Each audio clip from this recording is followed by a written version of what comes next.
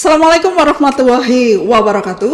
Posnema Siap berbagi kebaikan. Oke, bagaimana kabar sahabat Semanema yang di luar sana? Lama kita tidak berjumpa. Semoga sahabat Semanema selalu tetap setia dan disiplin untuk menjalankan aturan dan protokol kesehatan. Walaupun saat ini Gresik berada di zona kuning, tapi ini bukan menjadi alasan kita untuk abai dalam berprokes.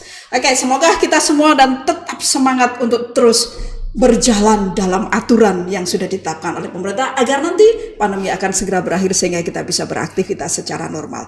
Oke, pada hari ini kita akan berbincang santai tentang sesuatu yang luar biasa, yaitu tentang jalur masuk perguruan tinggi negeri atau jalur masuk PTN. Nah, untuk sahabat Semanema yang saat ini sedang berada di kelas 12 atau bagi siswa-siswa yang tergabung di program PDBL 2T yang sebentar lagi sudah masuk di semester 6, program ini sangat penting. Jangan sampai tidak upgrade, tidak update sehingga nanti akan menyulitkan kalian untuk menempuh di program masuk perguruan negeri. Oke, di hadapan saya telah hadir narasumber yang luar biasa.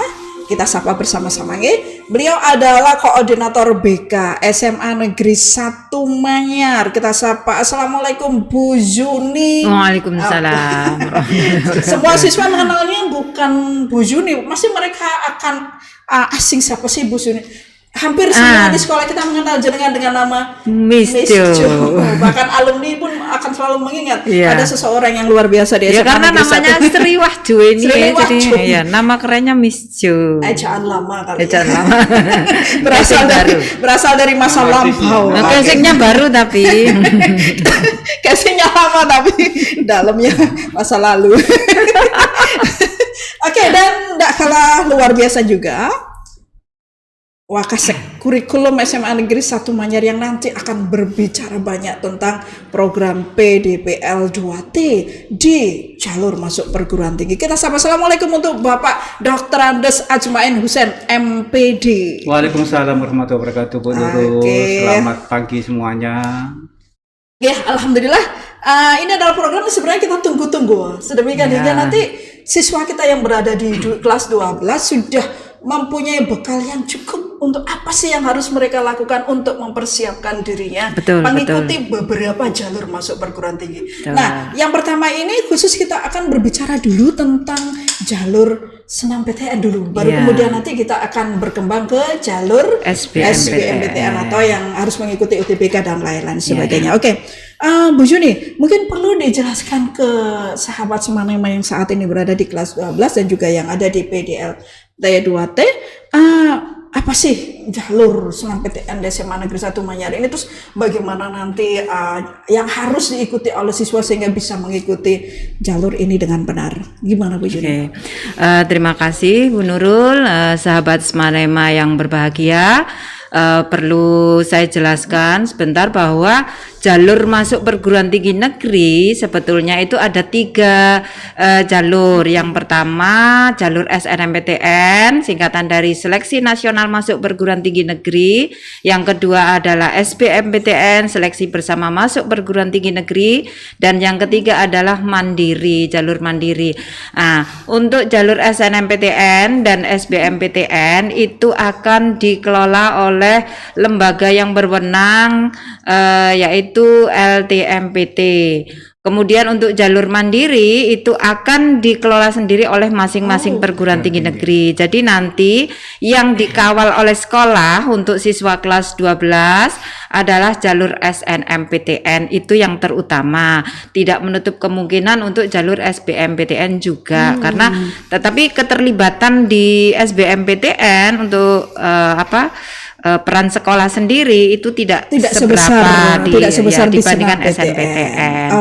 Kemudian kalau untuk jalur SNMPTN sendiri sebetulnya aturan dari LTMPT yang pertama-tama siswa kelas 12 harus mempunyai akun. Harus melalui akun. Berarti mereka harus mendaftarkan diri. Ya, membuat akun dengan alamat Gmail yang aktif. Jadi nanti panduannya bisa dilihat di website resmi LTMPT.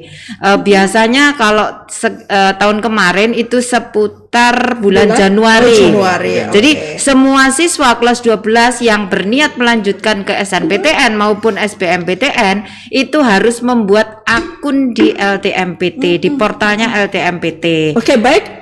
Walaupun dia melalui SNMPTN pun jalur SBMPTN tetap harus membuat di situ. akun dan jadwal pembuatannya sudah ditentukan oleh pihak LTMPT. Jadi jangan sampai terlewatkan karena apabila tidak membuat akun, siswa tidak bisa mengikuti SNPTN apabila masuk kuota atau tidak bisa mengikuti SBMPTN. Tidak bisa mengikuti kedua-duanya. Karena sistemnya kita pakai LTMPT pakai online. Tapi tentu saja nanti sekolah akan terus mengawal untuk pembuatan. Jangan sampai ada yang terlewat. Nah, tadi kan yang harus diingatkan oleh sahabat Semanema yang di luar sana bahwa email yang diakui atau digunakan untuk membuat akun ini adalah Gmail. Gmail tidak bisa ya. Yahoo Mail tidak bisa. Tidak bisa. Oke. Jadi Gmail yang terbaru, yang aktif. Yang aktif. Saya yakin semua sahabat Semanema pasti sudah mempunyai akun Gmail karena mereka menggunakan ini untuk ketika mereka mulai memasuki bersosial media. Nah, selain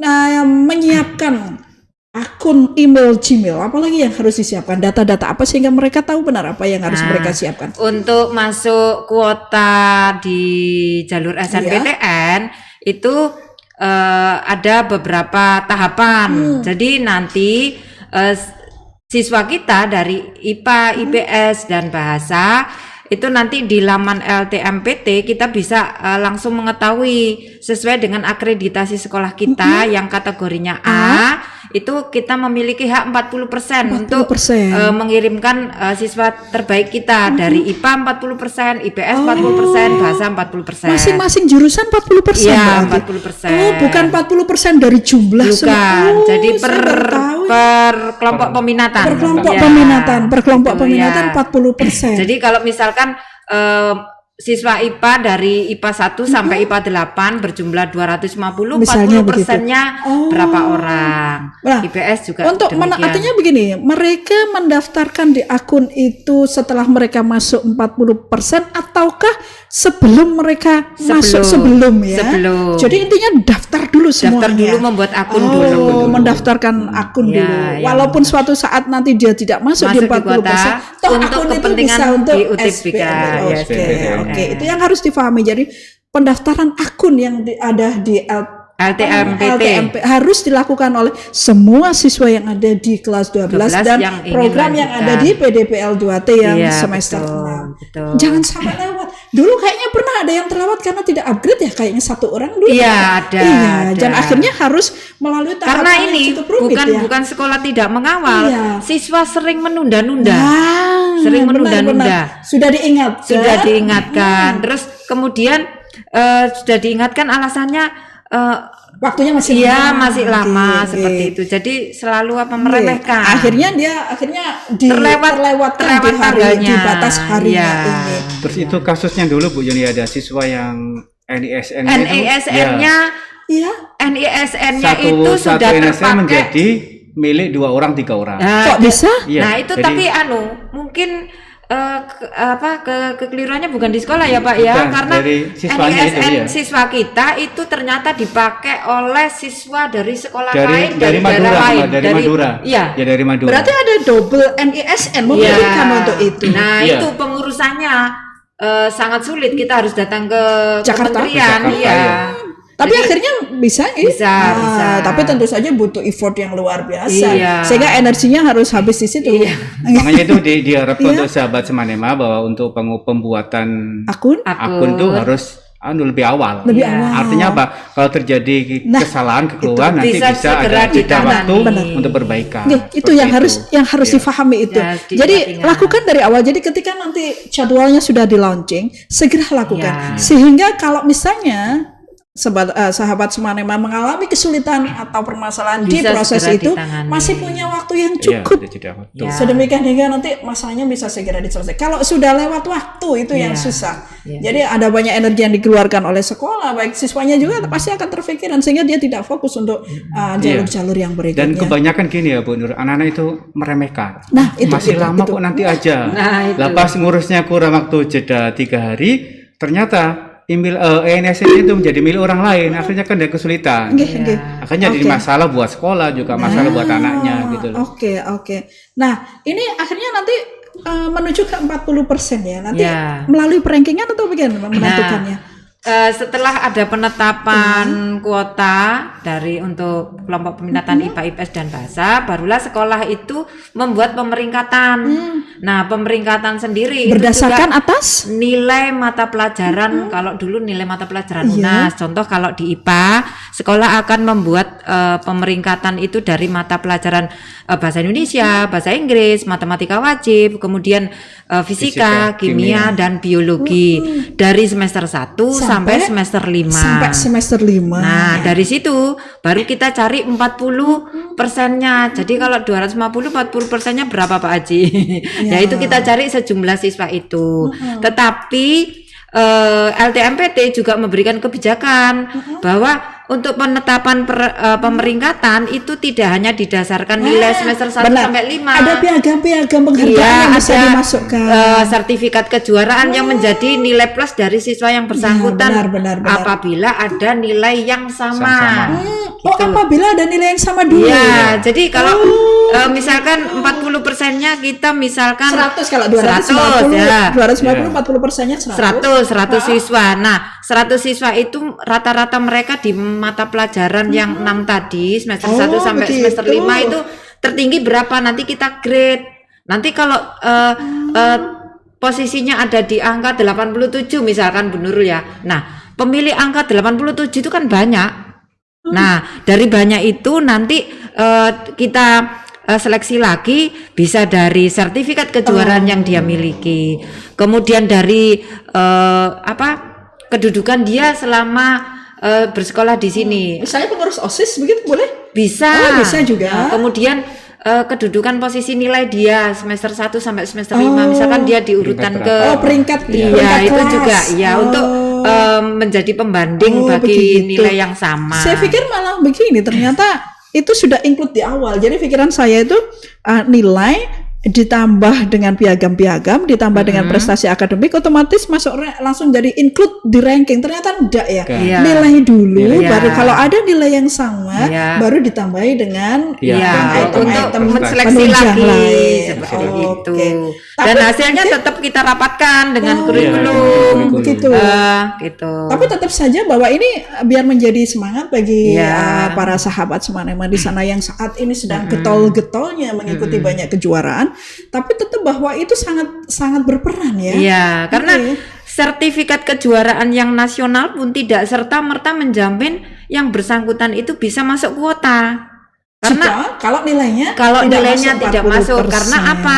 Karena nanti untuk seleksi diterima atau tidaknya di prodi di perguruan tinggi untuk yang bersangkutan itu bukan dari sertifikat aja, tapi tetap yang utama ada tetap nilai. Nilai dari rapot siswa yang bersangkutan mulai kelas 10 sampai kelas 12. Tapi saya yakin semua sahabat Semanema adalah pejuang-pejuang yang luar biasa. Ya, karena gini Bu Nurul, pada tahun-tahun kemarin tuh ada yang protes Pak ya. Anak saya juara nasional di bidang olahraga ya Pak, tapi tidak bisa masuk ke situ karena nilainya tidak bisa masuk di 40%. Karena kedudukan dia selama menjadi siswa selalu ada di angka 36. Di 10 bawah. Jadinya tidak masuk di 40 atas. Nah, itu yang harus diperhatikan bahwa tetap nilai akademik adalah yang utama. Jadi menjadi bahan pertimbangan utama untuk menuju 40%. Baru kemudian untuk ditunjang kriteria lain itu LTMPT menyerahkan kepada pihak sekolah berdasarkan apa. Setelah akhirnya muncul angka 40% atau 100 jumlah siswa di IPA misalnya, kemudian siswa atau sekolah akan mempublish hasil itu atau dari panitia yang akan mempublish siapakah yang masuk di 40% itu tadi? Enggak. Jadi gini Bu Nurul, setelah mendapatkan angka 100 dari hasil diskusi dari hasil rapat dengan kurikulum, kemudian 100 siswa yang dari IPA itu kita upload di lamannya LTMPT dengan akun sekolah. Nah, setelah diupload itu 100 siswa yang masuk kuota itu tadi baru bisa memilih prodi di perguruan tinggi dengan akun mereka. Nanti 100 siswa yang masuk itu tadi pengumumannya lewat LTMPT. Jadi nanti mereka anak bisa membuka akun, terus saya peringkat keberapa dari 100 siswa sudah itu. masuk sampai peringkatnya. Sudah. Gitu. Terus kemudian akhirnya mereka bisa mendaftar ke prodi yang mereka pilih di perguruan tingginya. Nah, fungsi dari sertifikat kejuaraan itu tetap akan berlaku di antara 100 siswa itu. Apabila ada sertifikat kejuaraan itu bisa disertakan saat pendaftaran. Dan ini biasanya anak-anak itu kelemahannya Bu Nurul ya, mereka mendaftar hari ini ragu, turun lagi, besok masuk lagi ke akun mereka. Nah, karena panik dan lain sebagainya, mereka klik finish selesai tapi belum upload sertifikat. Kalau sudah ke klik finish tidak bisa diulangi lagi. Bisa diulangi lagi. Ada yang menangis karena kejuaraannya dia juara 1 provinsi tidak bisa terupload. Nah, itu. Berarti apakah sebaiknya mereka tidak harus di ini enggak? Artinya itu tetap kan sesuatu sangat krusial ya. Ya, itu kan kawal. langkah atau tahapan yang sangat krusial. Apakah tidak sebaiknya mereka dikawal tentang pengisian itu di sekolah atau bagaimana? Bisa nanti kan mereka pilihannya sendiri-sendiri. Jadi nanti sekolah mungkin akan memfasilitasi di ruang IT untuk pendaftaran secara bersama-sama. Tetapi ada juga mereka yang tidak ingin mendaftar bersama-sama, mereka di rumah dan lebih nyaman di rumah. Nah, lebih nyaman di rumah, dan permasalahannya kalau di rumah yang mendaftarkan bukan siswa sendiri, orang tuanya.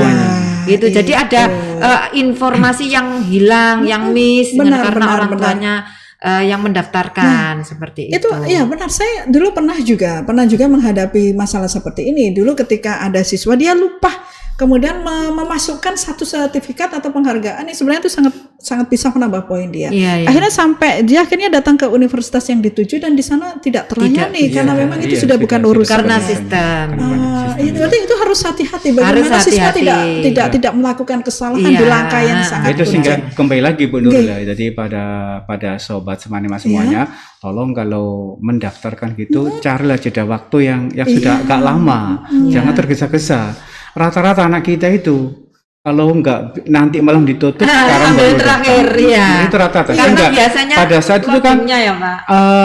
Lambat juga server rame-ramenya. Atau mereka menunggu wangsit atau menunggu hasil surat isi forensik. Ya, mungkin terlalu banyak pertimbangan juga mereka itu. Karena ketakutan, ketidakpercayaan diri, ketidakpercayaan jauh-jauh hari seperti ini. Jadi pesan saya untuk kelas 12 tolong dipikir jauh-jauh pas nyasar di mana, ambil di PTN apa, prodi apa, itu jauh diputuskan. Dan jangan lupa untuk mengumpulkan berkas. Misalnya memang ada banyak piagam pergaulan yang luar biasa, kemudian di-scan sehingga nanti ketika saatnya tiba tinggal klik saja sudah selesai.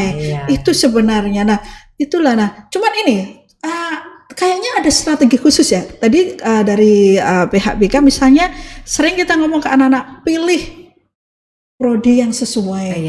Jangan sampai satu kelas itu numpuk di satu prodi di satu universitas gitu.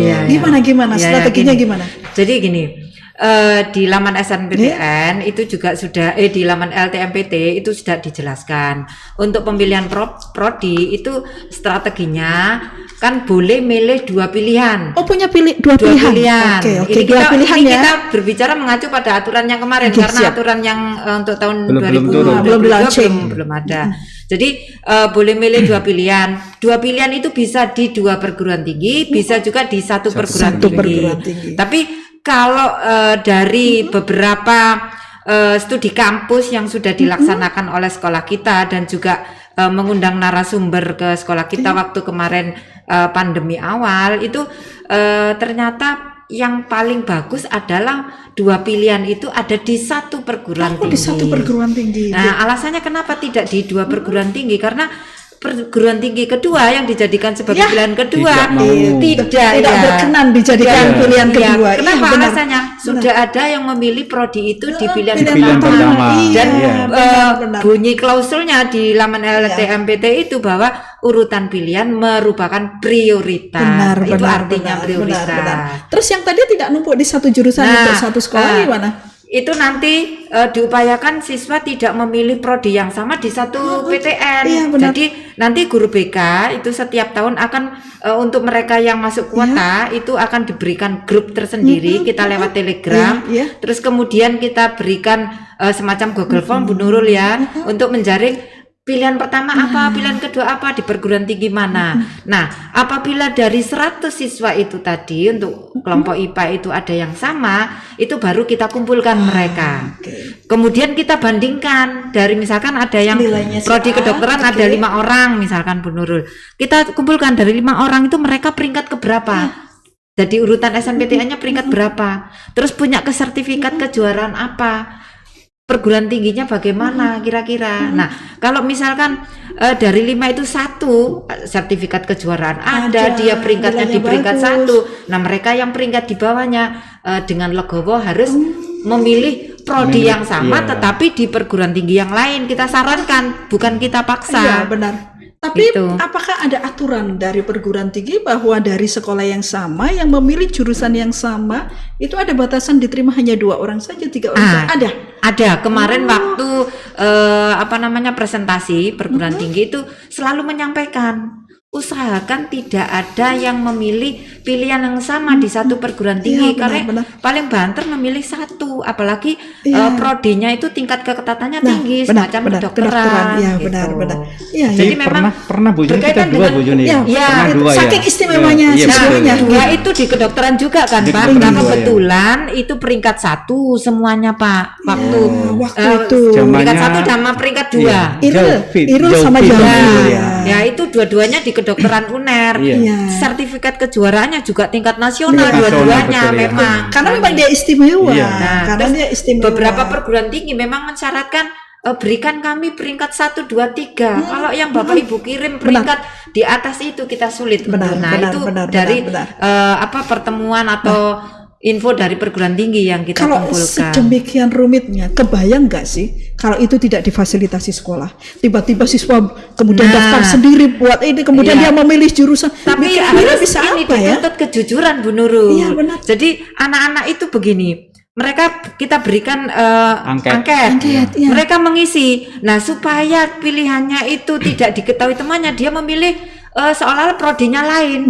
Nah, itu yang akan bisa merugikan dirinya sendiri dan juga temannya. Akhirnya kita salah mengambil sikap dong, karena dia menuliskan jurusan yang tidak sama dengan jurusan yang sebenarnya dia pilih. Makanya tiap tahun itu sebetulnya kita dengan BK selalu memberikan angket untuk anak-anak pilihannya. Tujuannya apa? Kita membantu. Tatkala kita menjumpai 2 anak berada pada PTN yang sama, di jurusan yang sama, kita bisa memberikan solusi. Jadi kita rankingnya berapa, sama yang tinggi yang mana, yang rendah yang mana, kita cari solusinya.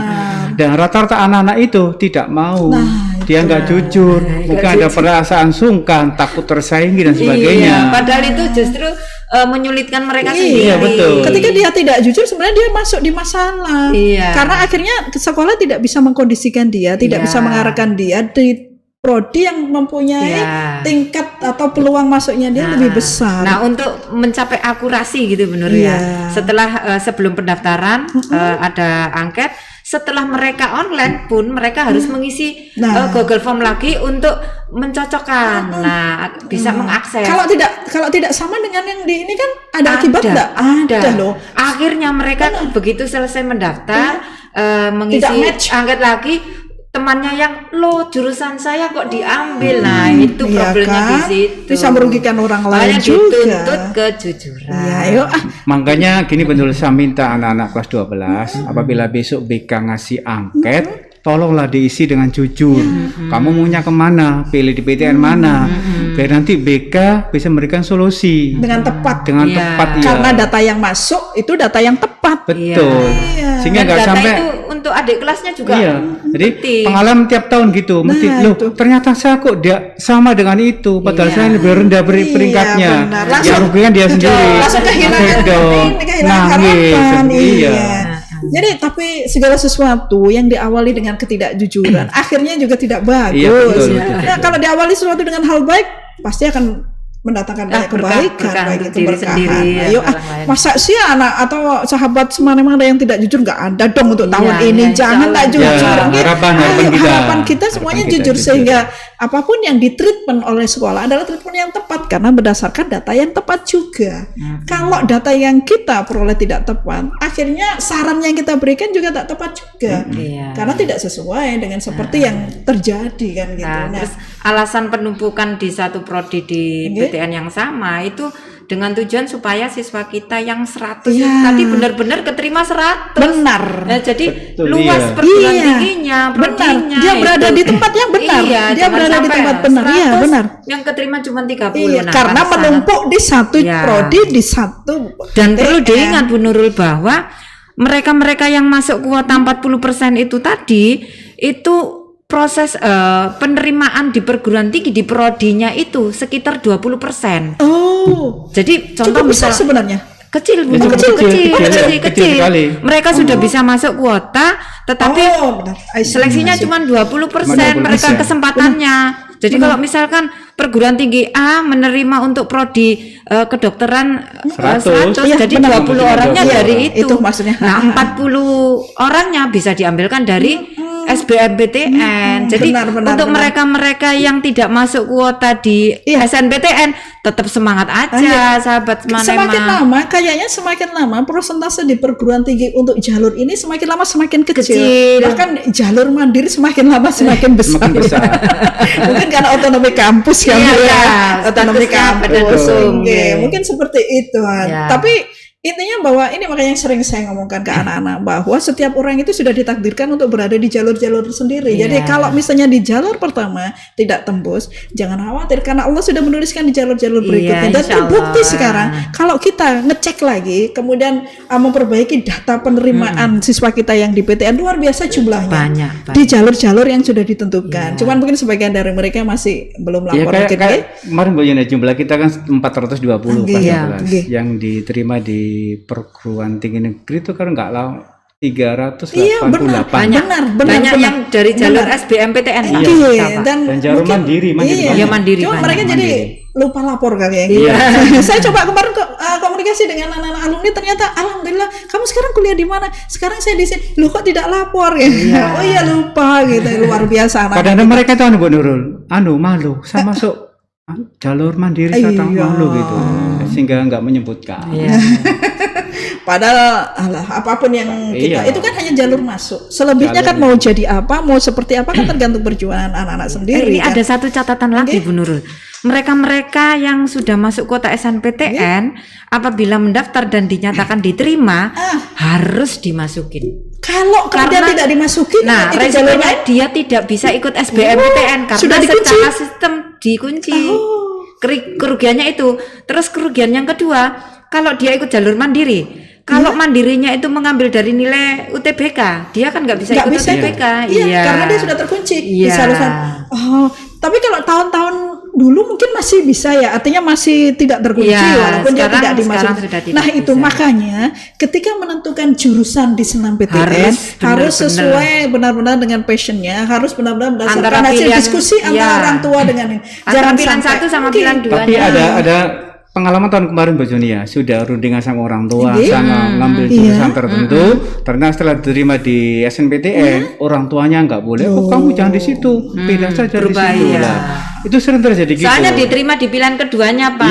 Jadi saran untuk siswa kelas 12 bahwa antara pilihan pertama dengan pilihan kedua adalah benar-benar yang sesuai passionnya. Benar-benar merupakan pilihannya. Sehingga jangan sampai ada kalimat sebenarnya saya tidak ingin ke situ Bu. Kalimat itu problemnya. Terus ikut SB sementara sudah nggak bisa. Ini yang harus difahami oleh sahabat Semanema dan juga mungkin oleh orang tuanya karena memang ini channel untuk orang tua juga. Jadi kalau sudah menentukan pilihan di senam PTN itu adalah pilihan utama. Jangan sampai ketika nanti sudah diterima kemudian dibatalkan, maka tidak punya akses lagi untuk mengikuti program berikutnya dan itu sangat menyusahkan. Maka jangan bermain-main pilihan di sini. Jangan asal pilih. Jadi pilihan itu tolong sebelum diputuskan, tolong dirundingkan dengan orang tua. Mungkin di istikharah Bu Nur ya. Sehingga terbaik buat dia yang bersangkutan, buat orang tua dan buat keluarganya. Dan yang terpenting tolong sahabat Semanema, tolong orang tua janganlah terlalu memaksakan kehendaknya. Kalau anaknya kepingin di fakultas tertentu, tolonglah kalau diterima orang tua adalah mengarahkan saja, Iya, tinggal support mendoakan. ya, Pak, ya. Jangan masa lalunya dipaksakan untuk jadi masa sekarang gitu. Itu yang tidak baik, sangat tidak baik sekali. Yang penting saya katakan di awal ya, berdasarkan hasil penelitian, ketika anak memasuki prodi yang tidak sesuai, maka kemungkinan dia akan sukses di prodi itu hanya 15%. Sehingga dan hal yang tidak menyenangkan lagi, kemungkinan anak ini akan lari ke hal lain yang sama sekali tidak produktif. Artinya dia tidak menjalani masa kuliahnya dengan penuh semangat, dengan akhirnya karena dia nyaman. karena dia kuliah nggak nyaman. Iya, karena bukan di situ yang dia inginkan. Akhirnya dia melari cari mencarian apa yang buat dia nyaman. Padahal sebenarnya itu juga mungkin pilihan dia juga, tapi asal milih. Problem yang dialami siswa itu ada juga ini, Pak. Orang tua udah diterima di 40%. Orang tua menyampaikan ke putranya bahwa harus di Surabaya, jangan di perguruan tinggi lain yang di luar kota Surabaya. Terlalu jauh. Iya, terlalu jauh dengan itu efeknya akhirnya numpuk itu tadi. Padahal usia-usia segini biarkan anak-anak. Tapi rata-rata Bu Yuni rata-rata anak kita itu orang tua tidak memperbolehkan milih di luar Surabaya. Iya, betul. Padahal peluangnya besar. Takut kangen. Padahal sekarang ada tol. Kangen mas 1 jam 2 jam sudah nyampe. Jadi ada video call, Bu. ada Zoom. Gak mungkin juga Bu Yuni kekhawatiran orang tua. Iya, wajar itu Pak. Wajar jauh dari saya gitu. Apalagi masa pandemi ini kali juga ya. Iya. Masa pandemi ini memungkinkan orang tua untuk jangan jauh ada anak deh, sehingga dia bisa mengontrol apapun yang dilakukan anak-anak. Nggak ada salahnya kok. Nggak ada salahnya. Cuman kadang kekhawatiran kita, ketakutan kita membuat anak kita itu tidak bisa mengeksplor dirinya secara maksimal. Jadi kekhawatiran yang berlebihan tuh anak-anak jadi dia sering takut karena kekhawatiran. Jadi sebenarnya dia tidak takut, tapi karena kita yang terus ngomong khawatir, lama-lama dia juga mikir kayaknya bahaya juga ya, dan akhirnya nyali mereka jadi ciut sekali. Akhirnya anaknya juga nggak bisa mengekspresikan diri. Itu mau gini takut salah, mau gitu takut salah. Akhirnya dia diam di tempat. Kemana-mana jadi. Nggak kemana-mana dan tak melakukan usaha apapun itu. Oke, sekarang kita langsung ini Pak ya, ini sebuah pertanyaan yang luar biasa bagi para sahabat Semanema yang saat ini berada di program PDPL 2T, program 2 tahun yang saat ini sudah berada di semester 5 ya. Sebentar lagi dia sudah semester 6, walaupun dia hanya 2 tahun tapi dia sudah akan berada di semester 6. Nah, ini apakah proses yang dilalui oleh anak-anak program PDPL 2T ini sama dengan proses yang harus dilalui oleh kakak-kakaknya yang sekarang berada di kelas reguler yang kelas 12? Pripun Pak? Ya, jadi untuk yang anak 2 tahun Bu Nurul, saat ini kan berada di semester 5. Awal November besok dia masuk ke semester 6. Sehingga nanti bulan Desember dia akan menyelesaikan di semester berapa ya? 5 ya? 5 juga ya? 5. Pada saat bulan Desember nanti pihak panitia sekolah operator akan menarik data mereka untuk dimasukkan di kelas 12. Desember sudah dilakukan. Ya. Akhir Desember sudah menarik data yang kelas 11 PDPL 2T untuk dibawa ke kelas 12. Sehingga nanti kelas 12 haknya kelas 11 sama dengan kelas 12. Mereka boleh mengikuti SNMPTN. Mereka bersaing dengan kakak kelasnya. Berarti nanti yang kita daftarkan atau yang bisa mengikuti program ini nanti berarti jumlah siswa yang saat ini kelas 12 ditambah dengan jumlah siswa yang saat ini 2T sejumlah 17 anak. Nah, nanti berarti kalau misalnya saat ini jumlahnya misalnya 420 ditambah 17, berarti nanti ini 40% dari 420 ditambah 17 per prodi Bu, per kelompok minat. Tetap.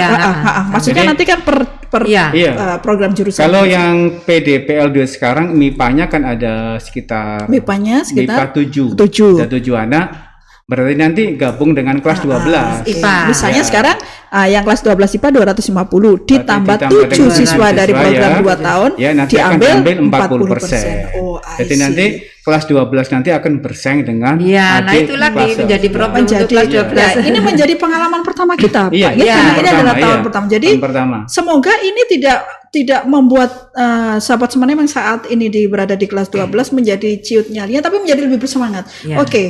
Yang menjadi lawan saya sekarang ini bukan siswa yang biasa, tapi siswa yang mempunyai kecerdasan di atas rata-rata. Artinya bahwa dia butuh banyak effort untuk bisa masuk dan bersaing bersama anak-anak yang luar biasa di program 2 tahun. Seperti itu Pak. Iya. Jadi Menurut pengalaman dari sekolah sebelah gitu, sekolah sebelah yang meluluskan anak yang 2 tahun kemarin itu, yang kelas 11 itu nanti bersaing dengan kelas 12. Karena dia merupakan siswa kecerdasan tinggi, dengan sendirinya maka nilai mereka kan di atas rata-rata.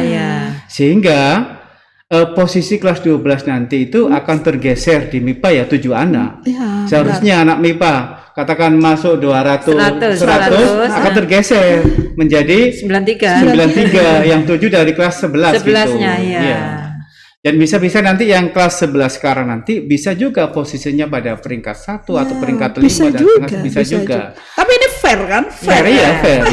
Karena memang anak-anak yang berada 2 tahun juga berjuangnya luar biasa. Informasi ini tidak menyulitkan bagi anak kelas 12 sebagai sebagai kiat mereka agar bisa meningkatkan prestasi di rapotnya. Tetap motivasi. Ini kan masih ada jeda waktu kurang 2 bulan. Kelas 12 bisa meraih nilai rapot yang setinggi-tingginya. Jadi bagi siswa yang saat ini berada di kelas 12 tidak ada alasan untuk kendor, tidak ada alasan untuk tidak berupaya lebih. Ayo gaspol, remblong.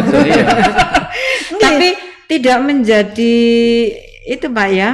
Apa namanya untuk yang PDPL 2T itu bukan prioritas dia serta-merta diterima di SNPTN loh Pak ya. Tidak Bu. Sekolah tidak menjamin itu kan, tetap bersaing ya. Makanya kemarin saya katakan pada wali murid kelas 10 saat ada pertemuan dengan komite kemarin, tak jelaskan bahwa mereka yang masuk di PDPL 2T itu tidak serta-merta dan wajib terima di SNPTN, tidak. Terima tidaknya satu tergantung dari nilai rapot anak-anak itu, yang kedua tergantung pilihan prodinya. Iya, keketatannya. Iya, kalau mereka katakan nilainya tidak mencapai maksimal, nggak berada pada ranking 1, tapi diambil prodi yang di PTN favorit, maka hal itu nggak bisa jaminan bisa masuk di PTN tersebut. Artinya apapun itu, mau jalur reguler ataupun jalur PDPL 2T, tetap tidak ada jaminan. Tapi tetap bahwa kita berupaya, bahwa tidak hidup itu hasil dari sebuah usaha keras. Tidak mungkin tiba-tiba ujuk-ujuk karena sudah masuk di program 2 tahun tinggal laya-laya karena otomatis sudah bisa masuk. Butuh usaha yang luar biasa kerasnya. Dan yang tentu saja ini lebih yang keras. penting Bu Yuni, yang penting anak-anak yang masuk nanti yang masuk dalam 4% sampai 40%, tolonglah nanti dalam pemilihan prodi tolong dipertimbangkan. Benar-benar dipertimbangkan. Saya ini takarannya seberapa? Nah, itu gitu benar. Seperti orang seperti orang beli baju ya Pak ya. Tahu ukuran diri. Tahu ukuran diri. Jangan nanti tubuhnya besar, sapile kelihatan biar slim, sapile yang ukuran S saja. Ya, seperti di manekin lihatnya bagus ternyata ukurannya enggak sesuai. Dan begitu juga sebaliknya, dia kecil tapi dia memilih yang besar. Tidak pas untuk dia. Jadi saya pesan kepada sahabat Semanema yang kelas 12, tolonglah dalam pemilihan prodi tolong diukur, diurundingkan dengan orang tua. Saya ini pantas enggak milih di prodi tersebut. Iya, benar. Jangan terlalu tinggi nilainya. Iya, benar. Jangan terlalu tinggi pilihannya sehingga nanti enggak sampai mereka terima di SNPTN malah jadi bumerang buat mereka. Dan mereka. jangan asal-asalan. Dan jangan asal. Hanya karena ingin diterima di PTN akhirnya memilih jurusan dengan grade paling rendah yang sebenarnya juga banyak ternyata ada. Betul. Akhirnya saya tanya, yang penting masuk Akhirnya enggak dimasuki jebulnya. Sekolahnya rugi. Dan andaikan dimasukin pun dia tidak membuat hasil yang luar biasa. Tetap nanti kalau dia tidak berprestasi atau kemungkinan di DO oleh perguruan tinggi itu menjadi catatan buat sekolah kita. Benar. Bagi adik kelasnya yang berikutnya. Efeknya bagi adik kelas kita. Iya, bisa jadi pengurangan kuota seperti kan itu. Setiap tahun gitu Pak, setiap tahun itu pihak universitas selalu melaunching kualitas dari alumni-alumni yang biasanya kemudian di-share ke kita dan itu menentukan berapa banyaknya siswa dari kita yang akan diterima dan itu tentu saja ketika alumni-alumninya tidak berprestasi apalagi DO itu tentu saja akan merugikan sekolah, berpengaruh terhadap nilai, akan membendung jalan buat adik kelas kita bisa masuk. Jadi apapun yang kalian lakukan nanti itu tetap akan berpengaruh kepada pihak sekolah. Kalau yang kalian lakukan adalah menjadi mahasiswa berprestasi, alhamdulillah membawa berkah bagi sekolah. Akhirnya pun karena sekolah merasa bahwa ini membawa keberkahan bagi sekolah, Bapak Ibu guru pun akhirnya berdoa baik untuk kalian. Sehingga kembalinya siapapun yang menebar kebaikan hasilnya juga pasti akan bertabur kebaikan juga. Jadi sebaliknya, kalau kalian ketika menjalani masa perkuliahan dengan cara yang tidak baik sampai akhirnya harus keluar dengan tidak terhormat, menjadi catatan bagi pihak universitas untuk SMA Negeri 1 Mayan, itu benar-benar tidak kita inginkan. Kita sudah berusaha memberikan nilai lebih atau membuat branding lebih untuk sekolah ini. Kalau hanya dirusak oleh perilaku salah satu alumni kita, jangan dong, jangan itu, kita butuh waktu lama untuk untuk memperbaikan cukup waktu yang lama. Nah, itu artinya gini, apapun yang dilakukan oleh anak kita di perguruan tinggi, baik mereka yang berprestasi ataupun yang ogah-ogahan, efeknya pasti ke kita, gitu loh. Pasti itu. Kasihan adik kelas kita, kasihan SMA Manyar ya selama ini sudah kita berjuang mati-matian untuk memperbaiki citra SMA Negeri 1 Manyar. Hanya satu anak saja bisa membubarkan semuanya. Nah, jadi kesimpulannya ya bahwa saat ini kita tahun pertama menangani siswa senam PTN ini melalui jalur reguler dan jalur PDPL 2T. Ini menjadi sebuah pengalaman yang luar biasa bagi kita nanti. Menjadi tolak ukur bagi kita. Berapa persen di antara program PDPL 2T ini yang nanti bisa ke PTN ini menjadi pertaruhan tersendiri, dan ini luar biasa. Dan nanti gini, nanti ada evaluasi dari pihak direktorat sana yang masuk menangani SKS. Nanti dilihat Manyar yang lulus 2 tahun berapa anak, yang masuk di PTN berapa, sebagai tolak ukur keberhasilan pelaksanaan SKS di lembaga tersebut.